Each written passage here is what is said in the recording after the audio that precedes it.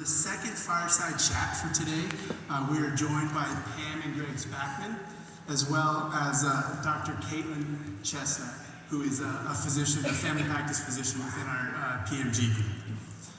Many of you remember Pam and Greg from last year's event. They are back this year to share a pivotal moment in their lives and how it can benefit what they've learned, how you all can benefit from what they've learned. Well, thank you, Sam. We're grateful for this opportunity to share again with this great group out here. And, many of you were here last year and heard Pam and I speak about HPP. And I just want to plug that once again. The health plan place is a fantastic place. We spend several days a week there. It's truly become our second home. So if you haven't been there, I just want to suggest you try that. Well, talking to your doctor is important. Let me give you a personal example. Pam and I enjoy a steak dinner from time to time. Feasting on a delicious steak dinner one night, I experienced difficulty in swallowing. I finally was able to swallow. I didn't have any other problems that night. A few weeks later, visiting my primary care physician for my annual physical, I checked out in fine health. As I was starting to walk out the door, I remembered the swallow problem, and I mentioned it to him. He said, "I'll schedule a swallow exam." A swallow exam? I'd never heard of such a thing. Well, I passed it. I swallowed everything they gave me. However, I was referred to a gastroenterologist and scheduled for an endoscopy. What the heck? They threw in a colonoscopy as well. Top and bottom, they got me.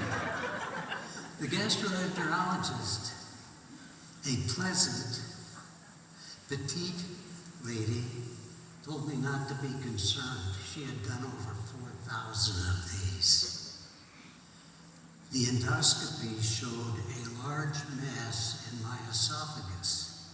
She thought it was malignant, biopsied it, and sure enough, it was malignant. Seeing an oncologist, I was told I had stage 3 esophageal cancer. Treatment was chemo and radiation, followed with surgery, although she wasn't certain that I was well enough to handle the surgery.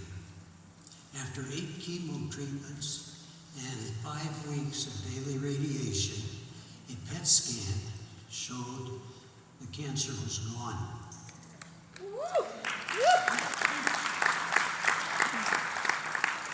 Surgery was encouraged, but it wasn't required. Well, 7 months later, the cancer came back. Surgery was now essential. Chemo and radiation were not an option. Well, when surgery became our only option, we were referred to a heart hospital cardiothoracic surgeon who was eager to operate. But after meeting with him, Greg and I had some reservations. Someone suggested that we check in to see how many of these surgeries his doctor had done and what was his success rate.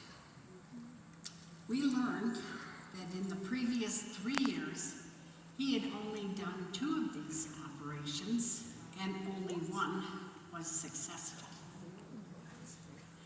Definitely not an option. I had a sister who lived in Houston, Texas at that time, and she had a very good friend who had undergone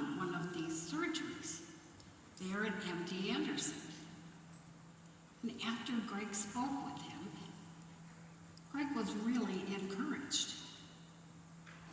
MD Anderson had done thousands of these operations. But unfortunately, our insurance didn't have a contract with MD